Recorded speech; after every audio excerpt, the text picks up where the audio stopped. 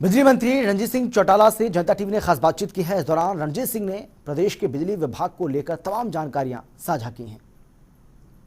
कि गठबंधन सरकार को जल्द 2 साल पूरे होने जा रहे हैं और इस दौरान बिजली विभाग में किस तरीके के सुधार के लिए कदम उठाए गए, इन तमाम मुद्दों पर बातचीत करने के लिए मेरे साथ हरियाणा के बिजली मंत्री चौधरी रणजीत सिंह चौटाला हैं।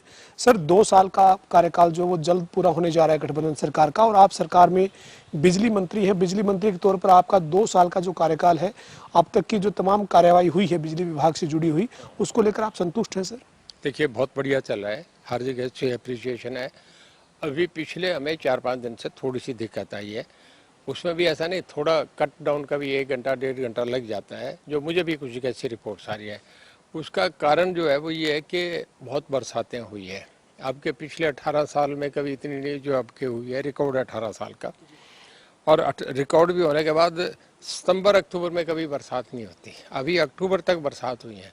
उस बरसात का ये हुआ कि जहाँ से हमारा कोयला आता है वहाँ खाने जो है उनमें पानी भर गया, पानी निकालने में दिक्कत लगेगी। ये करके थ्रू आउट कंट्री है, कुछ स्टेटों में तो बहुत बुरी हालत है, पर हमारे 4-5 दिन का ये फेज़ है, निकल जाएगा। 4-5 दिन के बाद बिल्कुल नॉर्मल सिचुएशन है।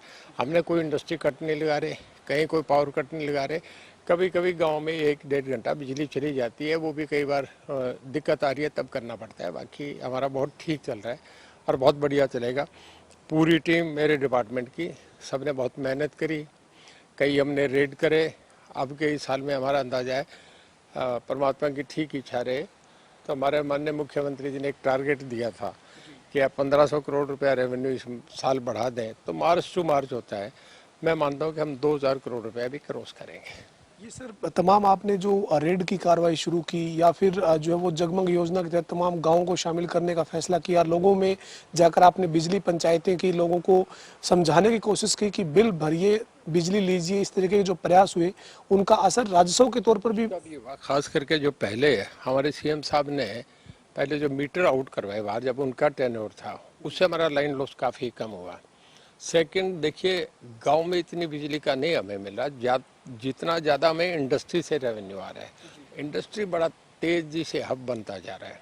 और मैं आपको ये बताना चाहूँगा कि आप 10 साल में देखना कि सबसे बड़ी इकॉनमी नॉर्दर्न रीजन में हमारा हरियाणा और गुरुग्राम सबसे बड़ा होगा। बहुत फास्ट डेवलपिंग हो रही है। मैं नहीं कह रहा, नीति आयोग ने भी फास्ट डेवलपिंग स्टेट में हरियाणा को नंबर 2 का। अभी हमारे पावर मिनिस्टर से, ऑनरेबल हमारे power minister R K. Singh ji से एक वीडियो कॉन्फ्रेंस थी वीसी पे, सारे मिनिस्टर जुड़े थे नॉर्दर्न इंडिया के।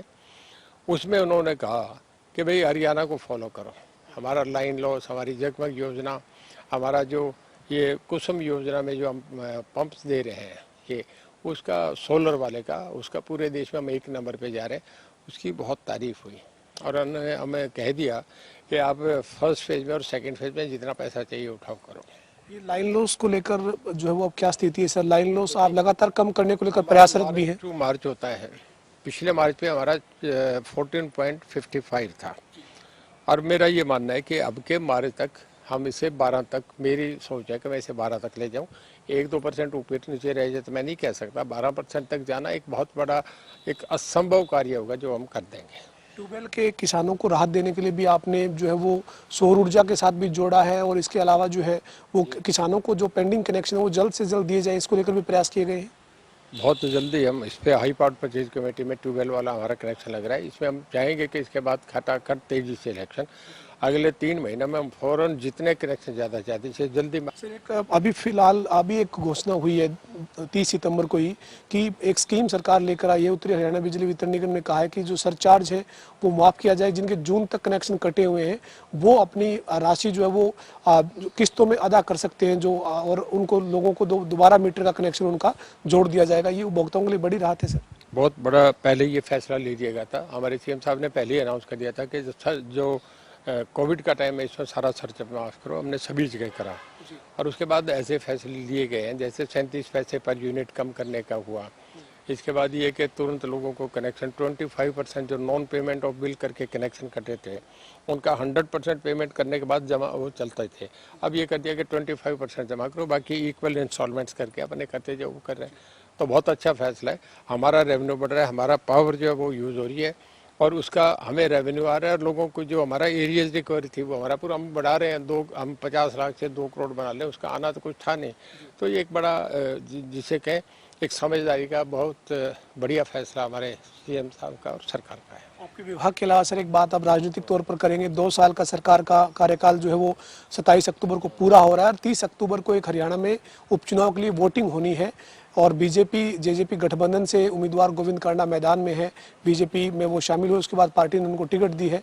एलनाबाद के उपचुनाव के राजनीतिक समीकरण में आप क्या कहेंगे सर? देखिए, एलनाबाद इलेक्शन अभी शुरू हुआ है। मेनली 3 कैंडिडेट हैं, बीजेपी का है और कांग्रेस का INLD का है। सदा से सीट INLD की रही है और अभय रिजाइन भी करके गया एक इशू पे। तो ये बात तो ठीक है कि एक मुकाबला तो ज़बरदस्त होगा, पर अल्टीमेटली मैं आज भी आपसे कह रहा हूँ, इलेक्शन शुरू नहीं हुआ, नॉमिनेशन पे मैं था, पर ये मान के चलें कि फाइट आज भी मैं कह रहा हूँ, डेफिनेट ये कह रहा हूँ कि फाइट बीजेपी में और INLD में रहेगी। कांग्रेस तो फाइट से बाहर है और क्योंकि वहाँ शैलजा का कुछ है नहीं, शैलजा टिकट लेके गया, उसका बेचारे को तो वहाँ से हल्का छोड़ के आई थी अम्बाला, उसका कुछ भी नहीं है।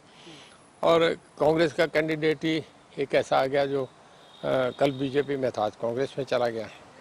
तो लोगों में पार्टी के वोट होते हैं, मोदी साहब के चेहरे का वोट है, हमारे मुख्यमंत्री जी की 7 साल की जो सरकार बराबर चली है उसका वोट बैंक है और लोग समझ के वोट देते हैं। देखिए, अलग इशू दूसरे होते हैं, किसान में भी हूँ, किसान इशू है, पर जो वोट पड़ेंगे वो इसी इशू पे नहीं पड़ेंगे, वोट तो पड़ेंगे पार्टी के हिसाब से वोट पड़ेंगे। यानी आप ये मानते हैं कि किसानों से ज़्यादा मुद्दा डेवलपमेंट का रहेगा, एलनाबाद के लोग डेवलपमेंट को सरकार के साथ आने को वोट करेगा? देखिए, डेवलपमेंट ही मेन मुद्दा रहेगा। लोगों को ये है कि इलेक्शन तो 30 तारीख है, इसके बाद काम तो सरकार ने करने हैं, तो लोग सरकार का ही मान के करते हैं। अगर ये होता है ये किसान का मुद्दा होगा तो आपके चुनाव यूपी में भी होंगे, पंजाब में भी होंगे। सबसे ज़्यादा तो पंजाब का किसान बैठा होता, पंजाब में अब देख लेना रिजल्ट क्या आएंगे। किसान तो मैं भी हूँ, किसान तो सब पार्टी में है, कोई इनकी ठेकेदारी थोड़ी है कि ये सारा कुछ है।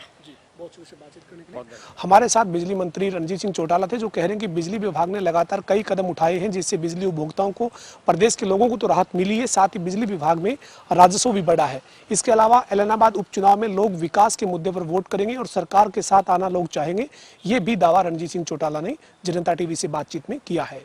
वीडियो जर्नलिस्ट रवि के साथ पवन सिंह, जनता टीवी, चंडीगढ़।